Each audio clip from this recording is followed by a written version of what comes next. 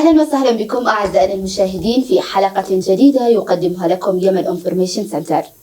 المساواة في الحقوق بين المرأة والرجل مبدأ أساسي من مبادئ ميثاق الأمم المتحدة، ولا يمكن تحقيق التنمية الفعالة والسلام الدائم إلا من خلال القضاء على أشكال التمييز ضد المرأة.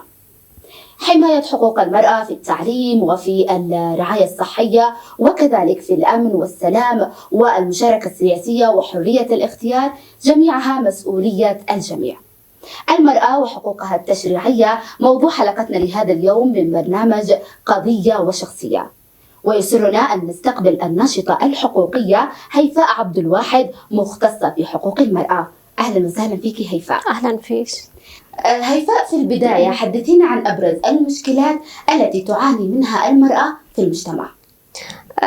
تواجه المرأة اليمنية هي تسرب الطالبات من المدارس، زواج القاصرات، وكذلك تتعرض الفتاة أو المرأة اليمنية لمشاكل كبيرة مثل جرائم الشرف.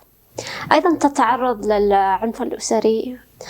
تعاني المرأة اليمنية من عدة مشكلات، مشاكل اقتصادية وسياسية واجتماعية، ومن أبرز المشاكل الاجتماعية هي زواج القاصرات، تسرب الطالبات من المدارس، العنف الأسري.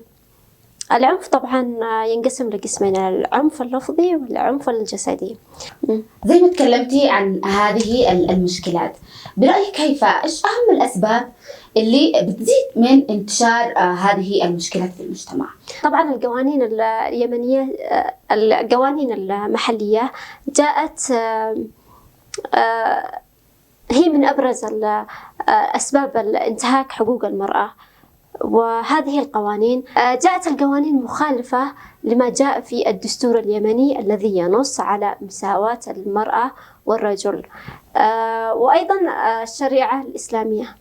يعني نقدر نقول إنه قوانيننا اليمنية أو القوانين الآن جاءت مخالفة لما هو مكتوب في الدستور وفي التشريعات الإسلامية. نعم. يعني زي ما بنعرف الدستور بينص على زي ما تكلمتي المساواة بين الرجل والمرأة في الحقوق، ولكن القوانين التي تطبق نعم، يعني هناك قوانين، قانون العقوبات وقانون الأحوال الشخصية. هناك العديد من القوانين التي جاءت تنتهك حقوق المرأة، وجاءت مخالفة للدستور اليمني الذي هو يسمو على كل شيء طبعا، والشريعة الإسلامية. هيفاء، كناشطة في مجال حقوق المرأة، أعطينا نبذة عن أهم الاتفاقيات التي دعمت أو داعمة للمرأة في المجتمع.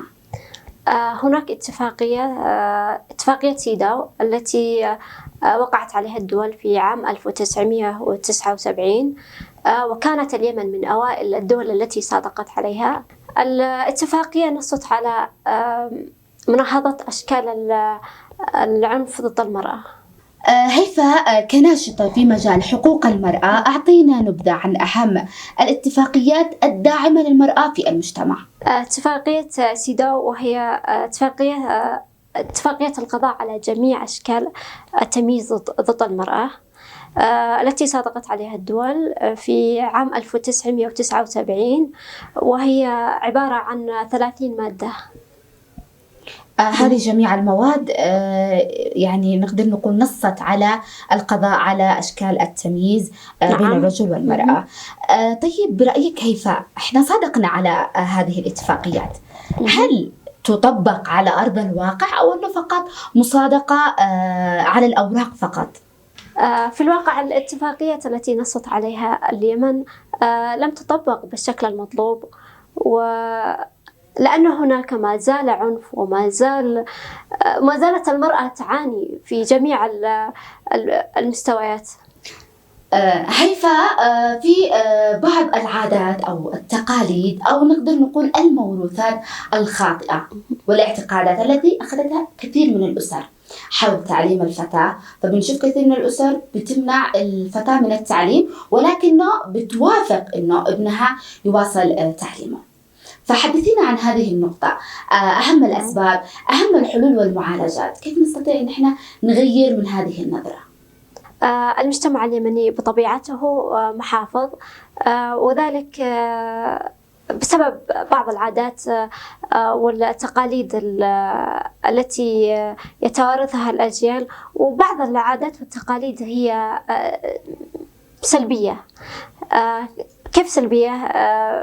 أقصد يعني في عدم إدخال مثلا بناتهم المدارس، يشجعون الأولاد ولا يشجعون الفتيات، وهذا أكبر خطر يعني ستواجهه الفتاة في مستقبلها. صحيح. مثلا حاليا في الحرب، من التي خرجت للسوق وأظهرت نفسها؟ هي المرأة التي أكملت تعليمها والمرأة التي حصلت على شهادة.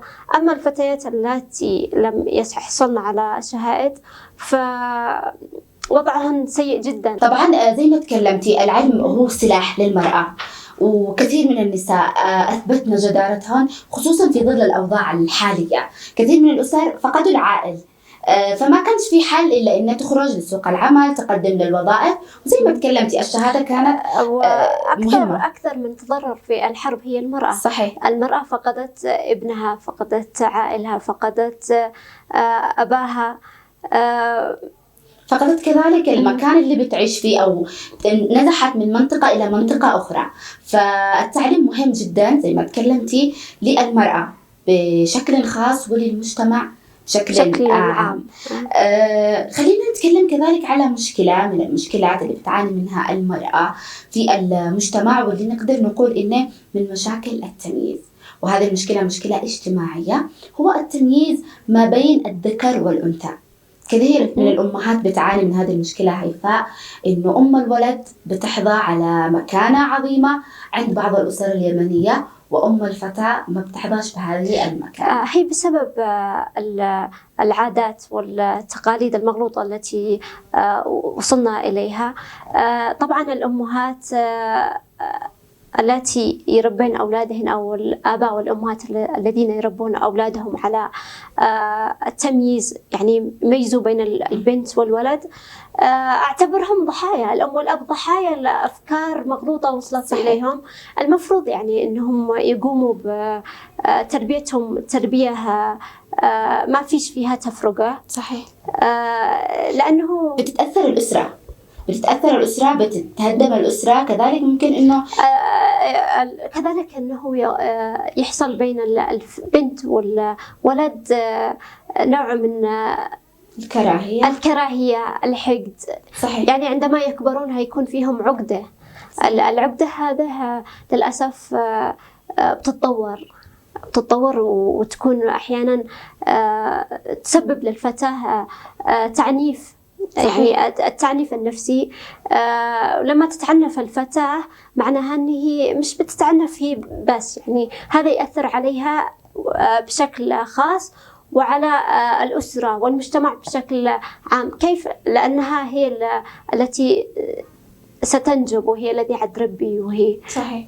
أنت تكلمتي عن التعنيف، وتكلمتي إنه لما يكون في تمييز في الأسرة ما بين الولد وما بين البنت، ممكن هذا الشيء كمان يؤدي إلى العنف ضد المرأة. الولد بياخذ أفكار من الأب إنه أنت الرجال، إنه أنت المسؤول، إنه هم فقط فتاة، لازم تسمع الكلمة أو لازم تقول حاضر. وكثير من الأسر رغم التطور اللي إحنا وصلنا إليه هيفاء، إلا إنه في كثير من الأسر ما زالت تعمل هذه الأشياء، وممكن زي ما قلتي يعمل حقد وكراهية، ويعمل كذلك تعنيف. ممكن الأخ يعنف أخته بسبب هذه الأفكار المغلوطة، واللي دائما إحنا بنقول حابين إن إحنا نغيرها. طيب كيف ممكن إن إحنا نغيرها؟ كيف ممكن إن إحنا نعمل توعية للأسر؟ حاول إنه لا تفرقوش بين أبنائكم، وحاولوا إنكم تساووا ما بينهم البين. هذا يأتي بالدرجة الأولى الإعلام. كيف الإعلام يبدأوا بالتوعية، توعية المجتمع عبر وسائل الإعلام، عبر الإذاعة والتلفزيون، عبر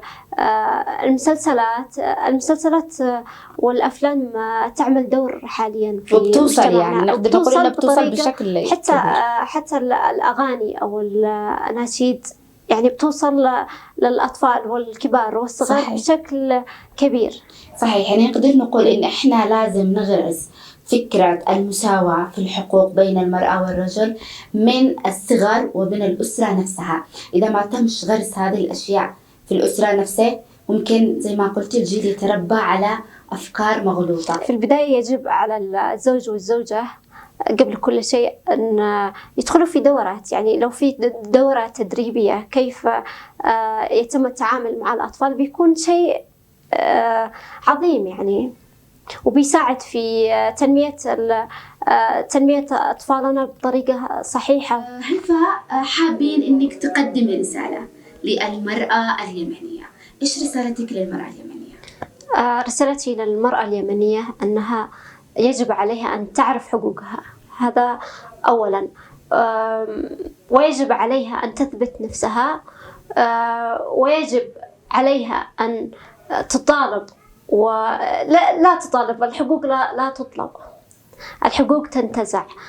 أتمنى من المرأة اليمنية أن تثبت جدارتها في كل المجالات، في المجال الاقتصادي والسياسي والثقافي، وخاصة السياسية، لأنه أرى بأن المرأة يتم إقصاءها بشكل كبير في المجال السياسي. مثلا البرلمان اليمني في الحوار، لو نجي نرجع في الحوار الوطني الذي أقيم في فندق موزمبيق في 2011 تقريبا، تحدث عن الكوتا. هذا الكوتا 30% للمرأة يعني في كل المجالات، ولكن في الواقع يعني نشوف إنه ما فيش معها مكان. مثلا في البرلمان كان موجود هو 30%، الرجال موجودين 300 رجل وفي امرأة واحدة سمعت أنها توفت. يجب تطبيق الاتفاقيات التي صادقت عليها اليمن، وتعديل القوانين المحلية أو الوطنية حتى يكون في موائمة مع الدستور اليمني ومع الاتفاقيات ومع الشريعة الإسلامية. شكرا لك هيفاء، ووصلنا إلى نهاية حلقتنا. وكما قلتي يجب أن تكون المرأة اليمنية قوية ومكافحة، ودائما نقول الإيمان بالذات وبالقدرات وكذلك الثقة بالنفس هي من أهم الأشياء التي سوف تحقق بها المرأة ذاتها، وكذلك مشاركتها مع الرجل جنبا إلى جنب سوف يحقق التنمية للمجتمع وكذلك السلام الدائم. شكرا لك هيفاء، وأشكر مشاهدينا على حسن المتابعة، ولقونا في حلقات قادمة. إلى اللقاء.